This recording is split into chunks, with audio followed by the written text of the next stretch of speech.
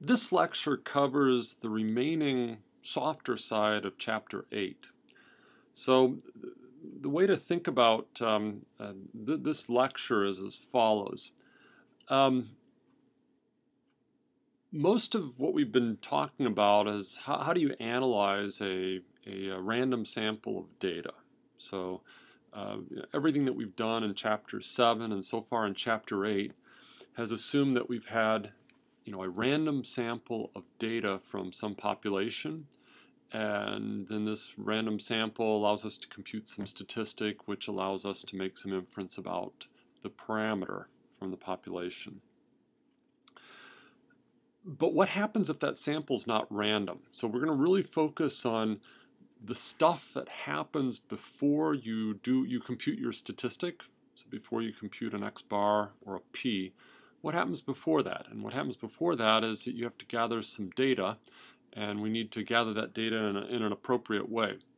And hopefully we get a random sample, but in real life we usually don't.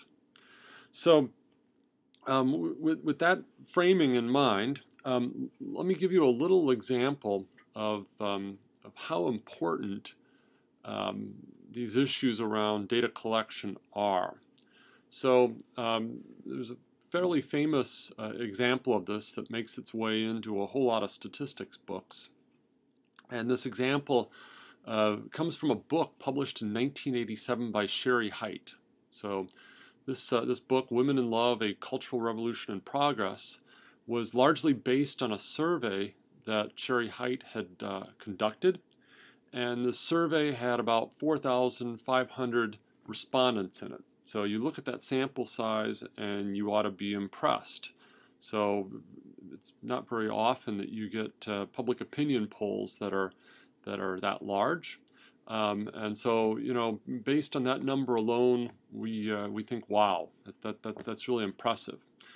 But you shouldn't really be impressed. You really need to ask the additional question, just like when you're being presented some findings from a consulting firm or advertising agency.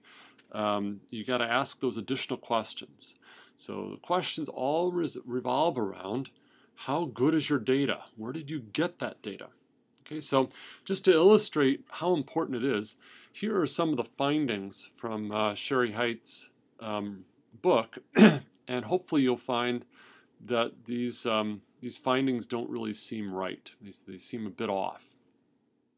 Okay, so why are these results so far off? And the answer is how she gathered her data. So these are just the basic questions that you should always ask when you're being presented results from a survey. First question is, what was your response rate? Okay, so if we have a perfect list of everybody in our population, and we draw a random sample of those names, that still doesn't mean that we're going to have a random sample, because some people are going to choose not to respond. You send them, you call them up, and they're screening their calls, and they won't take your call. Or you call them up and you actually talk to them, but then they hang up and tell you to go away.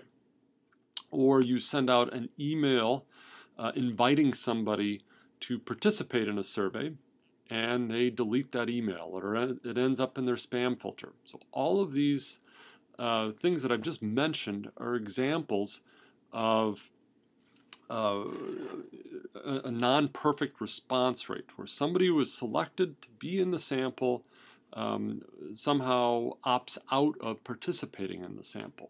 Okay, so this is really called a self-selection bias. So when people self-select into a survey, you get a response rate that's less than 100%, and you can end up with some problems. In the case of Sherry Hite, she mailed 100,000 questionnaires to get that sample of 4,500, which meant that she had a response rate of 4.5%. So 4.5% response rate is very poor, and whenever you have that, you ought to be very dubious. So just remember, 95 out of 100 people invited to take that survey decided to throw it away. All right, so that's a huge problem.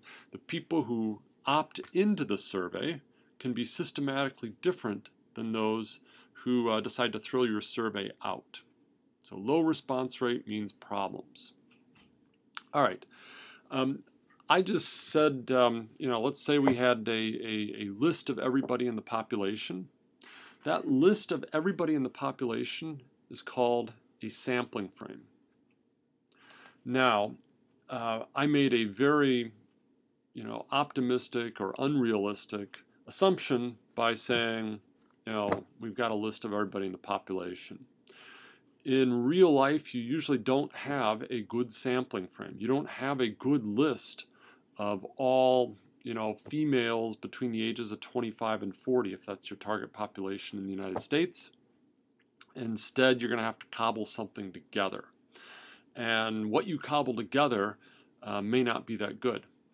So when it's not that good, you create something called a sampling frame bias. So sampling frame bias is where the list of names that you're working from doesn't match the population. You systematically omit important groups, and therefore what you end up with is not representative. So where did Sherry Height get her names?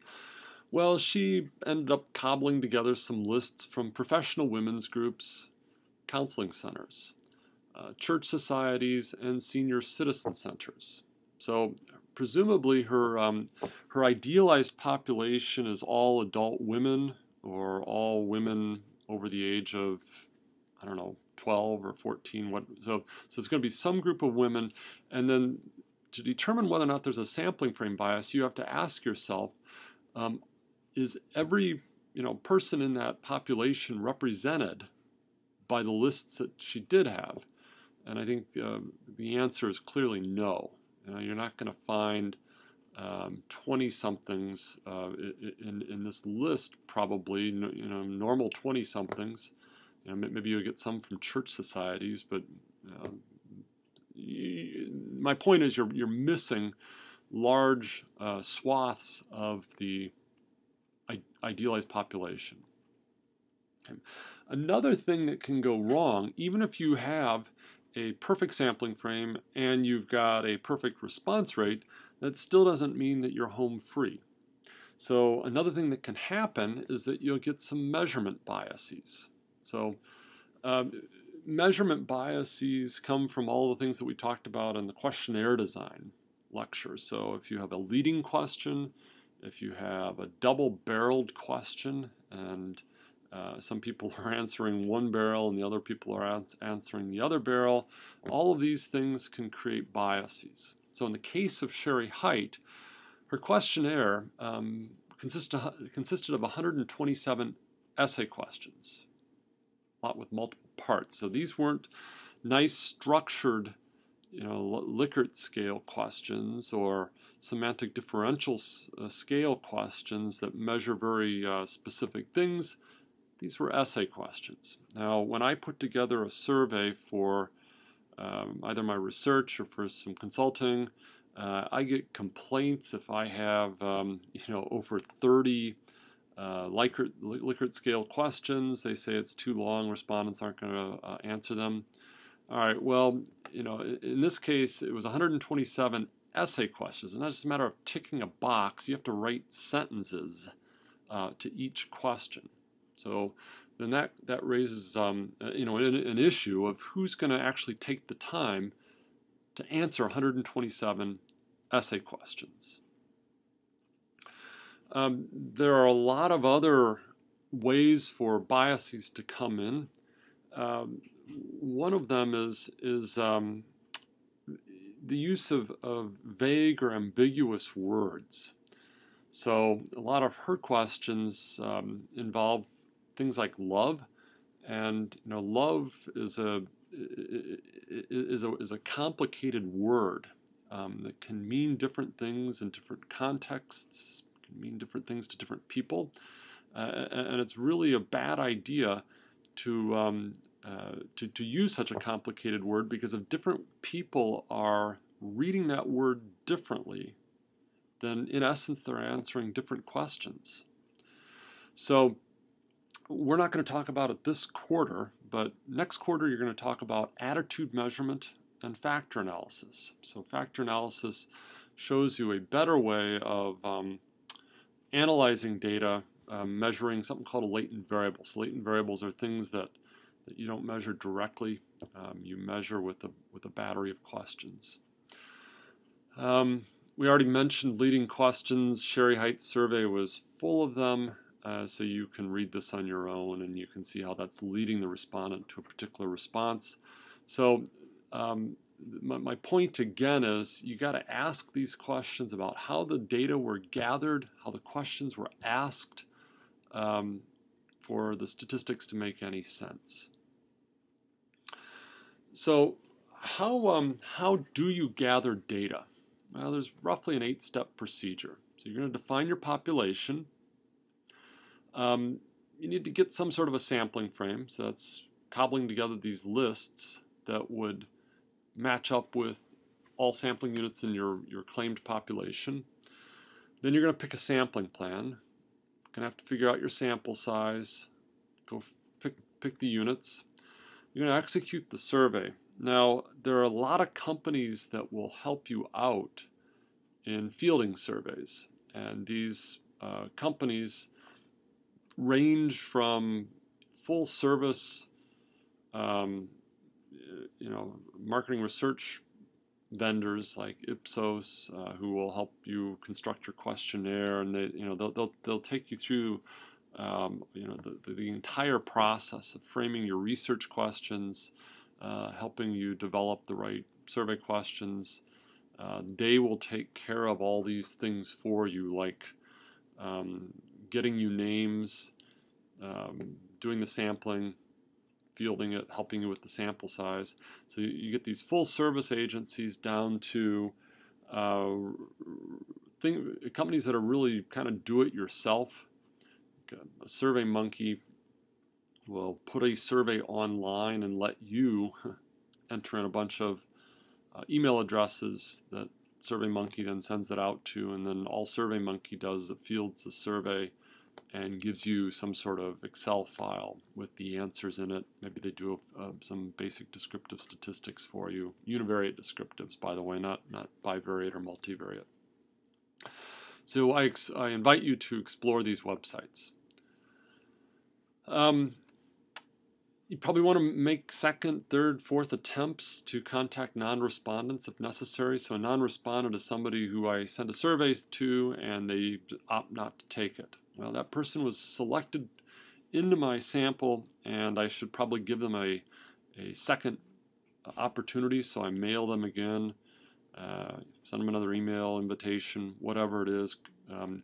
In telephone surveys, it's called a callback, and you will have to negotiate with a marketing research vendor the number of callbacks that they will attempt on somebody selected for the sample. So if I'm selected to the sample, 4 callbacks would mean if they call me and I'm not home, they're going to attempt to call me back an additional 3 times to get to the 4 callbacks. 4 times, I don't remember, in order to get me into the sample.